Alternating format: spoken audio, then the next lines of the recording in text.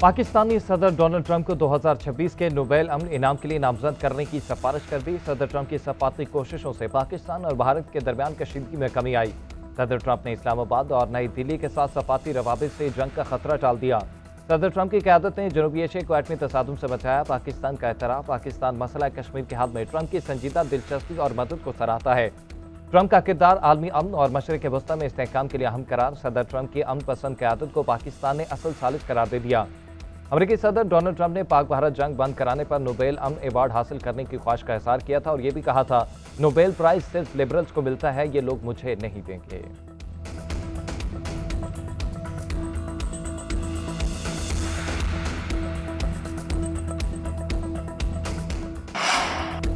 Iran Israel मुज़ाकरात से पहले cease fire चाहता हूं, ईरान से बात करेंगे, देखते हैं क्या होता है। दोनों ममालिक की सूरत हाल पर नजर रखे हुए हैं।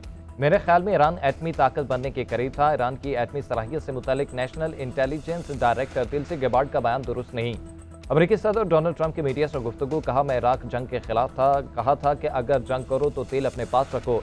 ईरान में ज़मीनी फौज उतारना आखिरी हल होगा, जंग में शामिल होने या न होने का फैसला 2 हफ्तों में करूंगा।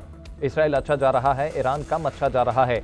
अमेरिकी असासों पर हमला हुआ तो हमला करने वालों को अफसोस होगा। लगता है अमेरिका पाकिस्तान और भारत के साथ तिजारती मुआहदा करेगा। चीन से बहुत अच्छे ताल्लुकात हैं, नेटो को इतने अरसे से सपोर्ट कर रहे हैं, अब नेटो हमें सपोर्ट करे।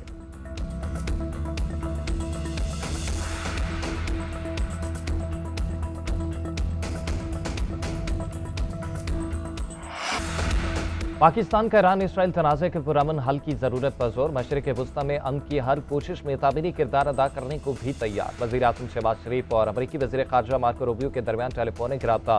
ईरान इसराइल बहरान पर तबादला ख्याल। अमरीकी वज़ीर ख़ारजा ने कहा कि पाकिस्तान के ईरान के साथ करीबी ताल्लुकात हैं, मौजूदा बहरान में अमन की कोशिशों में मौसर किरदार अदा करे। वज़ीर आज़म बोले, पाकिस्तान अमन के लिए तामीरी किरदार अदा करने को तैयार है, भारत से तमाम तस्फिया तलब मुज़ाकरात के लिए भी तैयार हैं। मकबूजा कश्मीर सिंथास मुआहदे, तिजारत और इंसदादी दहशतगर्दी पर भी बात होनी चाहिए।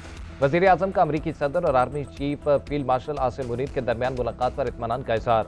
सदर ट्रंप और मार्को रूबियो को दौरे पाकिस्तान की दावत दी।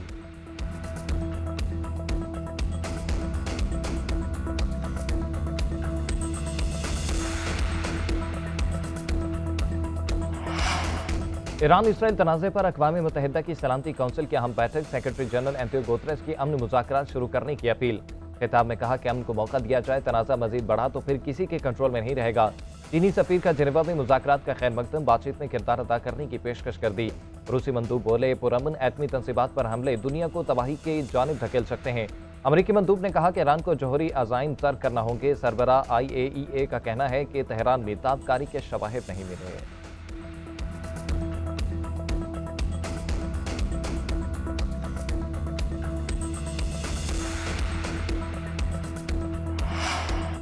पाकिस्तान के ईरान के खिलाफ इसराइली जारहियत और गैर कानूनी इक़दाम की मज़म्मत। तेहरान के साथ मुकम्मल यकजहती का इज़हार, सेहोनी हमले फौरी बंद करने का मुतालबा।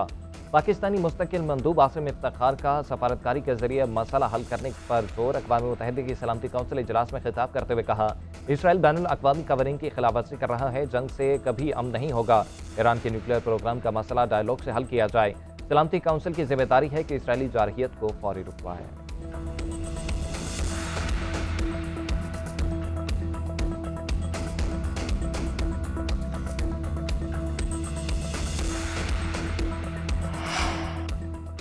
इसराइल ने ईरानी अवाम के खिलाफ बिला जवाब जंग मुसल्लत की, पूरी ताकत के साथ दिफा करने के लिए पुरअज़्म है। ईरानी वज़ीर ख़ारजा अब्बास अराग़ची का अक़वाम मुत्तहिदा की इंसानी काउंसिल से खिताब। ईरान इसराइल जंग रुकवाने के लिए आलमी सफाती कोशिशें तेज़। जर्मनी, फ्रांस और बरतानिया के वज़ीर ख़ारजा के ईरानी हम-मनसब से जिनेवा में मुलाकात। वफ़द की तेहरान को अमरीका से बातचीत जारी रखने की दरख्वास्त। मीडिया से गुफ्तगू में यूरोपीय कमीशन के नायब सदर का कहना था, खित्ते में कशीदगी किसी के लिए भी फ़ायदेमंद नहीं और इसीलिए हमें गुफ्तगू जारी रखने की ज़रूरत है। बरतानवी सेक्रेटरी ख़ारजा डेविड लेवी बोले, हमने वाज़ेह कर दिया कि ईरान जोहरी हथियार नहीं बना सकता।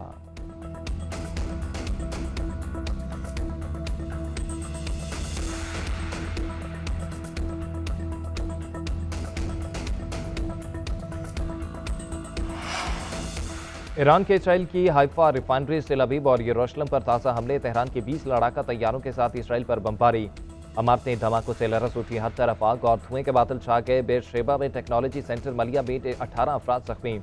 दिफाई निज़ाम मिसाइल का रास्ता नहीं रोक सका, सेहोनी फौज का एतराफ़। ईरान ने आज इसराइल पर क्लस्टर बम भी इस्तेमाल किए, इसराइली अखबार का दावा। ईरानी सुप्रीम लीडर आयतुल्लाह खमीनाई का कहना है कि दुश्मन को सजा देने का सिलसिला जारी रहेगा। ईरानी मीडिया के मुताबिक रहबर आला के मुशीर अली शमखानी जिंदा है, वो जख्मी है मगर सेहत बेहतर है। ईरानी हमलों में अब तक 24 इसराइली मारे गए, 1000 से ज्यादा जख्मी हुए।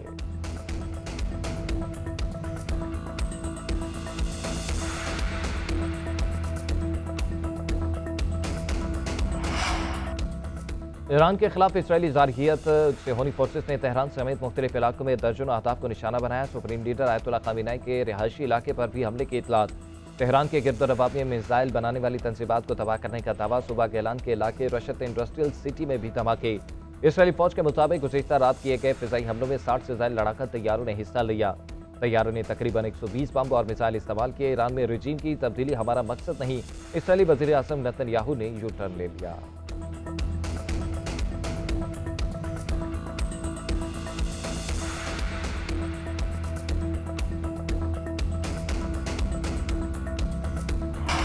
Strongly condemns unjustified and illegitimate aggression by Israel against the Islamic Republic of Iran. The Israeli military strike violated the sovereignty and territorial integrity of the Islamic Republic of Iran and clearly contravened the UN Charter and fundamental principles of international law. Iran has the right to self-defense under Article 51 of the UN Charter. Pakistan stands in resolute solidarity with the people of Iran and unequivocally denounces these blatant provocations which constitute a grave danger and a serious threat to the peace, security and stability of the entire region and beyond, with serious implications.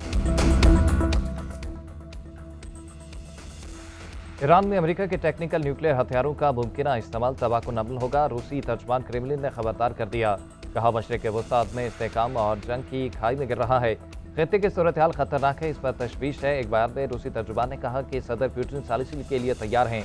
यह कहना मुश्किल है कि इनकी पेशकश कबूल की जाए या नहीं। ईरान, इसराइल और अमेरिका से राब्ते जारी हैं।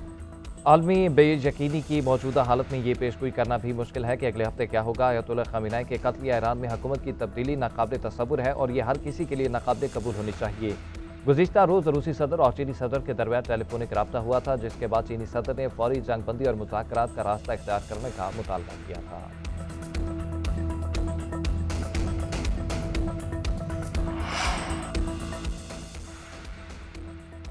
तुर्क सदर रजब तैयब एर्दोगान का जर्मन चांसलर को टेलीफोन। कहा ईरान इसराइल जंग के खित्ते और यूरोप पर महाजरीन से मुतल्लिक़ खतरनाक असरात हो सकते हैं। जंग जौहरी अखराज के इम्कानात के लिहाज से नुकसानदेह साबित हो सकती है। उधर फ्रांस के सदर मैक्रोन बोले कि ईरान इसराइल जंग में तवानाई और शहरी इंफ्रास्ट्रक्चर पर हमले हर सूरत बंद होने चाहिए। कोई भी तनाज़ा शहरी जौहरी तंसीबात और आम आबादी पर हमलों का जवाब नहीं बन सकता।